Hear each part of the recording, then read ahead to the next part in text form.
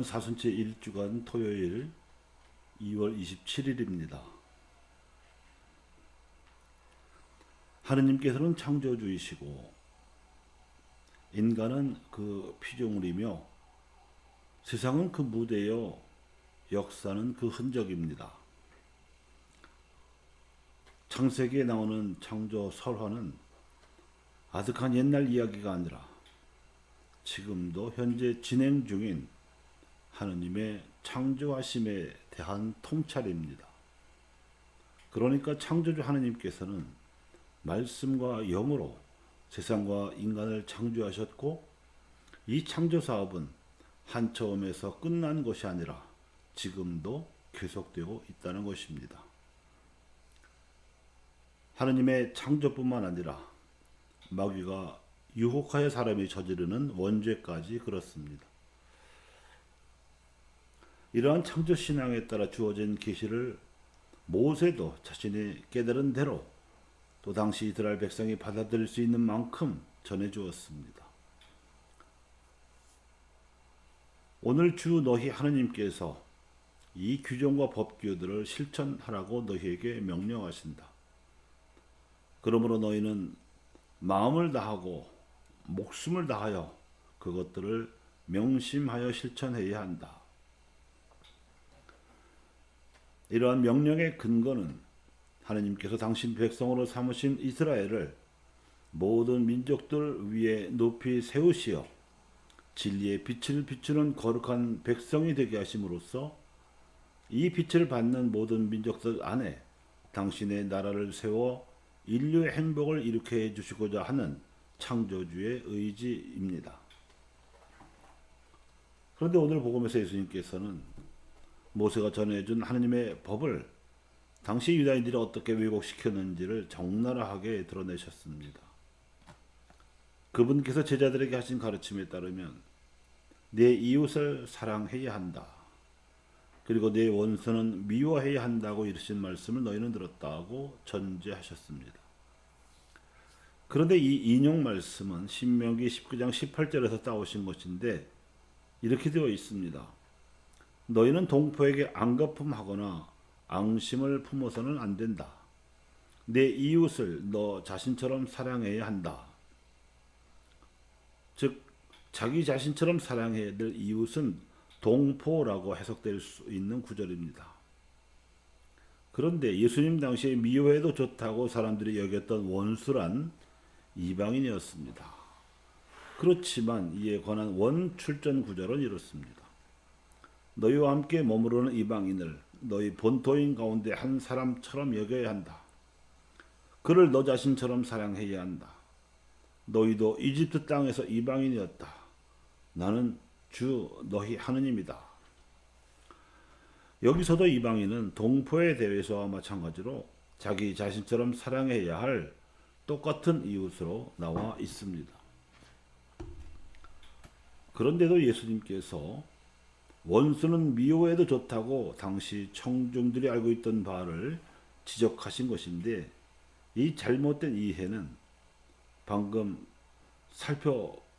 확인하신 대로 본래 신명기의 성경 말씀이라기보다는 그에 대해 바리사이들이 구전으로 전수해 내려온 구두 율법 내지는 율법 주석에 근거한 것으로 보입니다. 그래서 예수님께서는 그러나 나는 너희에게 말한다. 너희는 원수를 사랑하여라. 그리고 너희를 박해하는 자들을 위하여 기도하여라. 그래야 너희가 하늘에 계신 너희 아버지의 자녀가 될 수 있다고 바로 잡아주셨습니다.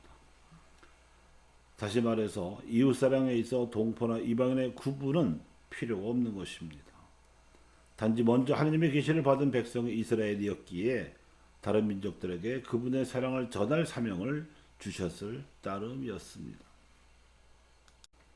오늘 복음은 산상설교를 시작하시며 진복팔달을 가르치신 예수님께서 이 말씀의 의미가 조상 대대로 전해들은 율법과 다른 것이 아니라 오히려 그 율법을 본래 하느님께서 계시하신 취지대로 완성하고자 하는 것임을 밝히시며 몇 가지 예를 드신 사례의 마지막 구절입니다. 그 사례들이란 살인하지 말라, 간음하지 말라, 아내를 버리지 말라, 정직하여라, 그리고 폭력을 포기하여라 하는 등의 가르침들이었습니다. 그러므로 오늘의 말씀 역시 진복 8단에 나와 있는 하나님의 참 행복에 대한 믿음을 강조하시고자 드셨던 사례라고 할 수 있는 것입니다.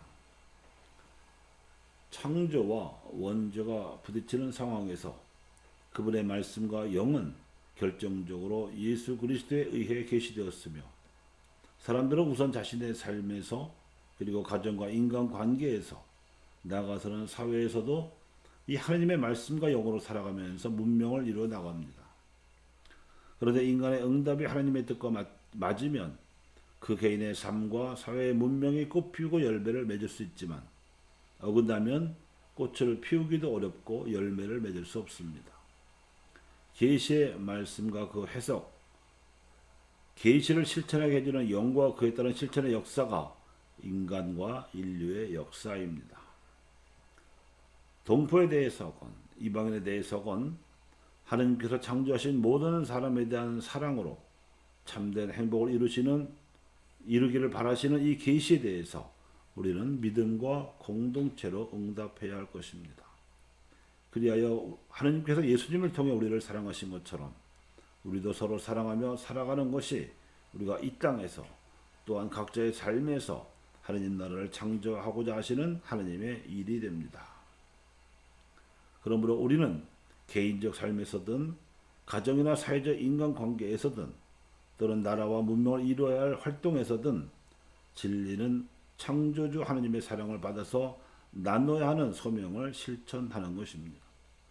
이 진리가 하나님 나라를 각자의 삶에서, 가정에서, 사회적 인간관계에서, 또한 나라와 문명에서 이룩하게 하는 힘이요 섭리입니다.